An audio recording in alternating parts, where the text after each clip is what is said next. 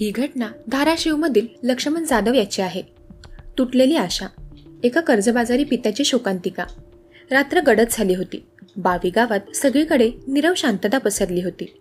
आषाढ महिना होता. ढगांनी आकाश व्यापलं होतं आणि लक्ष्मणच्या घरातून मात्र काहीतरी विचित्र शांतता बाहेर झिरपत होती. गावकरी सकाळी पाणी भरण्यासाठी बाहेर पडले तेव्हा लक्ष्मणच्या घराचं दार बंद होतं, पण आतून कोणताही आवाज येत नव्हता. ना मुलांचा किलबिलाट, ना पत्नी तेजस्विनीचा हलकासा आवाज. एकदम अजब वाटलं. काय झालं असेल? एक वृद्ध आजोबा विचारात पडले.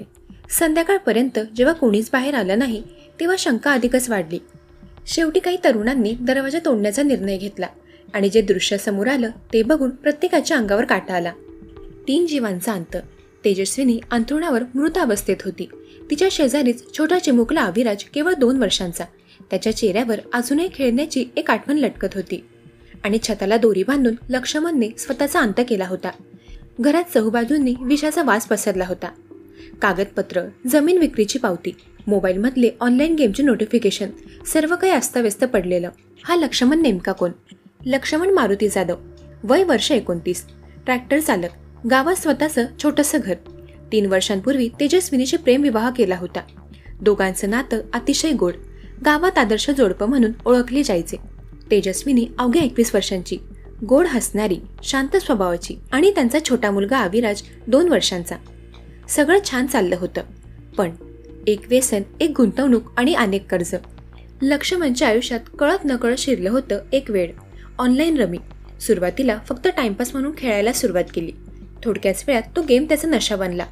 प्रत्येक हरलेल्या रमी गेमसोबत त्याने हरवले काही रुपये, मग 1000, मग जमिनीचा तुकडा आणि शेवटी आत्मविश्वास. त्याच्या नावावर असलेली 1 एकर शेती गेली. गावातील प्लॉट विकला गेला, पण कर्ज कमी होण्याऐवजी वाढत गेलं. तो बँकेच्या, सावकाराच्या आणि गेम ॲपमधल्या नोटिफिकेशनच्या मध्ये सापडला. तेजस्विनी लक्ष्मणचा बदल ओळखू लागली होती. ती सतत समजावत होती, थांब लक्ष्या, हे गेम बंद कर. आपल्याकडे मूल आहे, भविष्यासाठी काहीतरी कर. पण लक्ष्मण डोळ्यात नैराश्य घेऊन फक्त मान डोलवत राहायचा. त्याचे मित्रही त्याला समजावत होते, पण कोणीतरी मागे खेचावं इतकं खोल तो जाऊन पोचला होता. एका रात्री तेजस्विनीच्या डोळ्यातून ओघळलेल्या अश्रूंबरोबर लक्ष्मणचं मन पूर्णपणे कोसळलं. त्या रात्री नेमकं काय घडलं? रविवारी रात्री सगळं शांत होतं. घरात फक्त लक्ष्मण, तेजस्विनी आणि त्यांचा 2 वर्षांचा मुलगा अविराज होता. लक्ष्मणने जेवणातच विष मिसळवलं.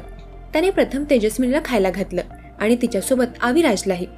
दोघंही अर्ध्या तासात बेशुद्ध झाले. पुन्हा एकदा लक्ष्मणने संपूर्ण घर पाहिलं. लग्नाची पत्रिका, मुलाचा खेळण्यातला ट्रक, तेजस्विनीची ओढणी आणि शेवटी त्याने दोरीला गाठ मारली.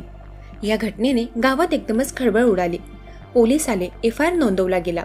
आत्महत्या की हत्येसह आत्महत्या, हा प्रश्न अधिकाऱ्यांना सतावत होता. त्याच्या मोबाईलमधून सगळं समोर आलं. रमी गेम, कर्ज वसुलीसाठी आलेले फोन कॉल्स, जमीन विक्रीचे व्यवहार. गावात एकच चर्चा, हा फक्त या गेममुळे मेला का, की यामागे अजून काही आहे? एक समाज म्हणून आपली जबाबदारी काय असते? ही घटना केवळ लक्ष्मणच्या कुटुंबाची शोकांतिका नव्हे, तर समाजाची जागृती आहे. ऑनलाईन सट्टा, गेमिंग व्यसन हे नवे व्यसन मुलगं जाळ आहे. आर्थिक अडचणीत असलेल्यांना आधार न देणारा समाजही यात जबाबदार आहे. मानसिक आरोग्याकडे दुर्लक्ष करणं आपल्याच लोकांना संपवण्या इतकं घातक ठरू शकतं. घटना शेवटी पोलिसांच्या रिपोर्टवर येते. लक्ष्मणच्या आत्महत्येचा थेट संबंध रमी गेमच्या कर्जात बुडाल्यामुळे होता. गावातील काही सावकारांनी त्याच्यावर दडपण आणलं होतं. त्याच्या खात्यातून सतत पैसे जात होते आणि तो हरत होता. एकंदरीत त्याचा स्वतःवरील विश्वास हरवला गेला होता. कधी कधी माणूस हरतो, पण त्याचं हरवणं इतकं मोठं असतं की त्याच्यासोबत अख्खं कुटुंबच नष्ट होतं. आपण लक्ष्मणला दोष देऊ शकतो, पण तेवढंच महत्त्वाचं आहे, आपण त्याला वेळेत समजून घेतलं असतं का? व्यसन कुठल्याही स्वरूपात विनाशाला घेऊन जातं. कर्जातून मुक्त होण्यासाठी आत्महत्येऐवजी उपाय आहेत. मन हेलावणाऱ्या परिस्थितीत संवाद, उपचार आणि आधार गरजेचा आहे. व्यसन फक्त दारू व सिगरेटमध्ये नसतं, आता ते मोबाईलमध्येही आहे. लक्ष्मण सारख्या तरुणांनी फक्त टाइमपास म्हणून सुरू केलेली ऑनलाईन गेमची सवय हळूहळू नशेमुळे होणाऱ्या अंधपतनासारखीच घातक ठरते. ऑनलाईन रमीसारखे गेम पहिल्यांदा आनंद देतात, नंतर हळूहळू आत्मा संपवतात. मानसिक आरोग्याकडे दुर्लक्ष करणं आत्महत्येचं कारण ठरू शकतं. लक्ष्मणने कित्येक वेळा एकटेपणात झुंज दिली असावी, पण त्याचं कोणालाही सांगणं झालं नाही. कारण मुलगा रडत नाही, कुटुंब प्रमुख खचत नाही, असा आपला समाज अजूनही पुरुषाचं भावनिक स्वास्थ्य नाकारतो. संवादाची उणीव मृत्यूकडे घेऊन जाते. लक्ष्मण आणि तेजस्विनीमध्ये समजूतदारपणा होता, पण कदाचित अधिक खुलेपणा, अधिक मदतीने एकमेकांना थोडा वेळ दिला असता तर हे टाळता आलं असतं. कधी कधी फक्त काय झालं रे एवढंच विचारणंही कोणाच्या तरी जीवनात आशा जागवू शकतं. या घटनेत लक्ष्मणचा गुन्हा आहे, पण त्यात सरकार, डिजिटल गेमिंग कंपन्या, सावकार यांचाही भाग आहे. जर डिजिटल गेमवर कठोर निर्बंध असते, कर्ज वसुलीवर नियंत्रण असतं, तर ही शोकांतिका टाळता आली असती. अविराज नावाचा 2 वर्षांचा मुलगा, त्याच्या भविष्याचं काहीच उरलं नाही. कधी कधी पती पत्नीतील निर्णयामध्ये मुलांचं अस्तित्व विसरलं जातं.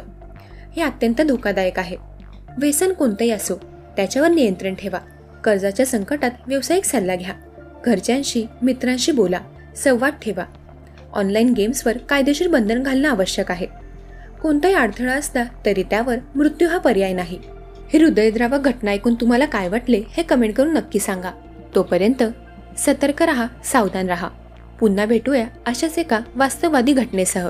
धन्यवाद.